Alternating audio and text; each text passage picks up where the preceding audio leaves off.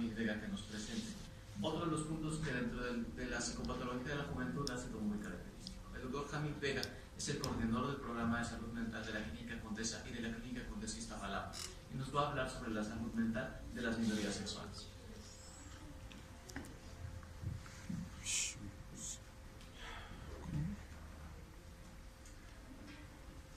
Muy buenos días. Buenos días a todos y a todas. Primero que nada, yo de verdad quiero agradecer al doctor Aldo Suárez por la invitación y por estar incluido en este panel de verdaderos expertos, y que también para mí ha sido o está siendo un verdadero gusto escucharles y oírles acerca de sus perspectivas desde los diferentes campos en los que se trabaja. Evidentemente también quiero agradecer a la doctora Silvia Ortiz por permitir que este evento se dé aquí dentro de la facultad. Definitivamente me llena muchísimo de orgullo regresar cada que puedo a mi universidad, a mi escuela desde la preparatoria. Entonces creo que es de mucho agrado estar aquí con todos ustedes. El tema que se me asignó para hablarles un poquito acerca de lo que me compete o de lo que he estado trabajando en los últimos años desde que salí de la residencia en psiquiatría es acerca de las minorías sexuales. Entonces voy a comenzar definiendo que las minorías sexuales es lo que también conocemos o lo que también se le llama a la comunidad LGBTTIQ. Es decir, son todas aquellas personas pertenecientes a un grupo que tiene una orientación, un género, o tiene diferentes formas de expresar la sexualidad que son contrastantes con la población general.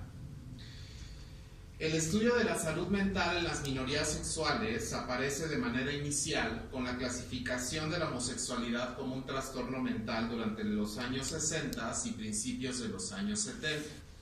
Este abordaje buscaba principalmente descalificar esta orientación sexual como un trastorno mental y que requería un tratamiento médico para corregirlo y llevar a esa persona a un correcto estado, y pongo entre comillas, de heterosexualidad.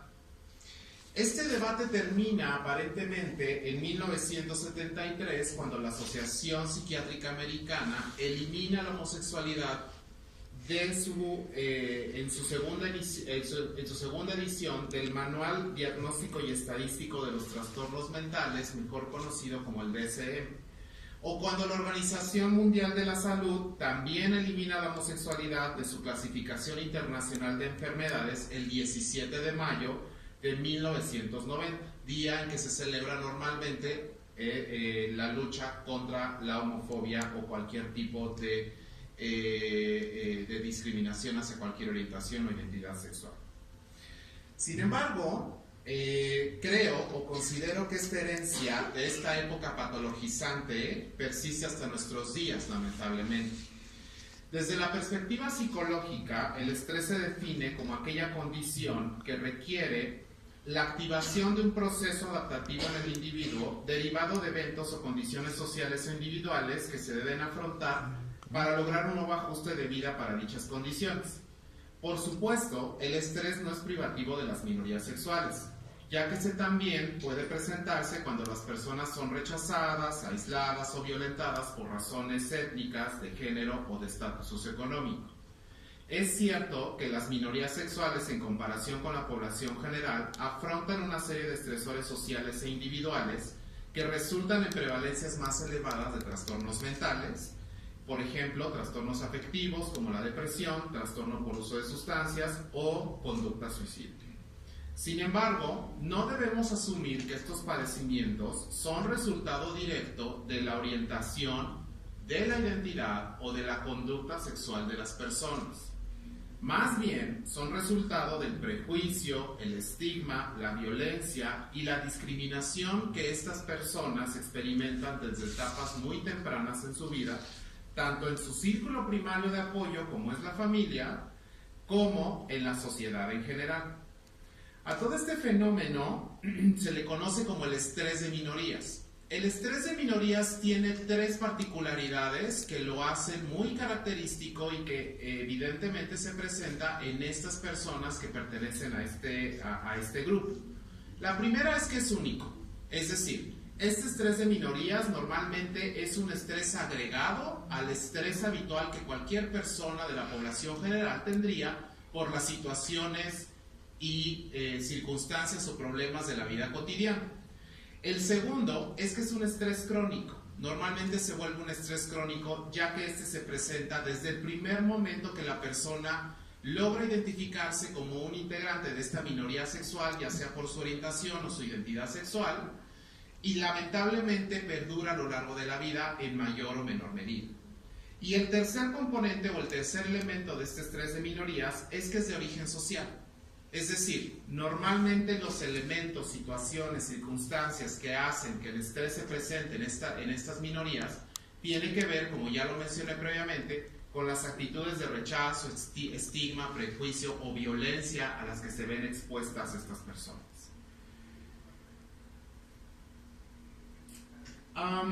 Aunque dentro de las minorías sexuales podemos mencionar que existen diferentes subgrupos, lamentablemente el estudio que se hace sobre la patología mental que pueden llegar a presentar las personas se hace de manera global. Sin embargo, sí debemos hacer ciertas acotaciones y diferencias, porque dentro de estas minorías sexuales las diferencias de los subgrupos que las componen pueden ser diferentes, son diferentes y tienen diferente impacto y diferente manifestación dependiendo de la persona que estemos hablando. Los resultados en la salud mental de las minorías sexuales son variados y dependen del tipo de padecimiento que se trate. Sin embargo, todos los estudios coinciden en que las prevalencias de estos trastornos son mayores que en la población general. Los trastornos afectivos, de ansiedad, por uso de sustancias o la conducta suicida son más frecuentes en las minorías en comparación con la población. Y se ha demostrado que la depresión es el trastorno afectivo que más se presenta en este grupo de minorías sexuales, ya sea de manera única, recurrente o crónica. Los trastornos por uso de sustancias, especialmente el consumo de etanol, han tenido resultados contradictorios. Por un lado, algunos estudios mencionan que la diferencia de consumo no es distinta que la población general. Sin embargo, hay otros estudios que sí dicen que la diferencia de consumo es mucho mayor en las minorías sexuales, sobre todo cuando hablamos de tipos de consumo. Es decir, al parecer no hay diferencia cuando comparamos dependencia de etanol entre minorías sexuales y población general, pero cuando hablamos de consumos intermitentes en cortos periodos de tiempo, sí hay una gran diferencia. Las minorías sexuales tienden a tener más este patrón de consumo, lo cual lamentablemente implica que se puedan involucrar en conductas de riesgo de cualquier tipo, conductas de riesgo sociales, conductas de riesgo sexuales. También existen diferencias de edad, es decir, en los adolescentes que pertenecen a las minorías sexuales se ha demostrado que son los que padecen más trastornos mentales, son los que presentan más trastornos mentales y lamentablemente la conducta suicida, ya sea intentos o suicidios consumados, son los que se presentan en mayor prevalencia o en mayor frecuencia que en la población general, a diferencia de un adolescente de población general. Obviamente, este resultado es la máxima expresión de un trastorno mental, es el peor resultado que puede haber cuando se tiene un trastorno mental que no está siendo bien atendido o bien abordado. Y evidentemente tiene un impacto no solo individual, sino también familiar y social.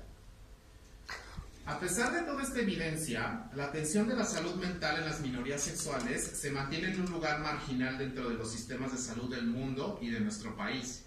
Diversos factores que influyen para que este fenómeno permanezca deben considerarse o pueden mencionarse. Uno de ellos es la resistencia de las minorías sexuales a revelar su orientación o identidad sexual cuando están frente a un profesional de la salud, porque evidentemente se predispone esta persona a que va a haber un rechazo o un estigma o no va a haber un buen proceso de atención en su salud derivado de la revelación de esta orientación o identidad sexual. Otro de los factores es la falta de personal capacitado o sensibilizado para las minorías sexuales. No es lo mismo tratar o atender a una persona con una identidad de género o orientación sexual que en la población general, porque las necesidades en salud van a ser un tanto diferentes. No podemos asumir que una persona, por la simple apariencia que tenga, ya sea de hombre o de mujer, va a tener las mismas necesidades en salud que una persona heterosexual, homosexual o bisexual. Otro de los factores, por ejemplo, son las barreras estructurales que pueden existir en las instituciones en las cuales no se generan ambientes amigables. Es decir, desde el personal administrativo, personal de salud o personal paramédico que no está sensibilizado en esta cuestión de las minorías sexuales, puede haber una dificultad en el acercamiento y por eso es que no hay un acercamiento real a los servicios de salud. Y finalmente otro de los factores que podría considerarse es la falta de cultura de prevención dentro de este mismo grupo de las minorías, cosa que no es ajena a la población general también. La cultura de la prevención no es algo que esté realmente muy bien difundido.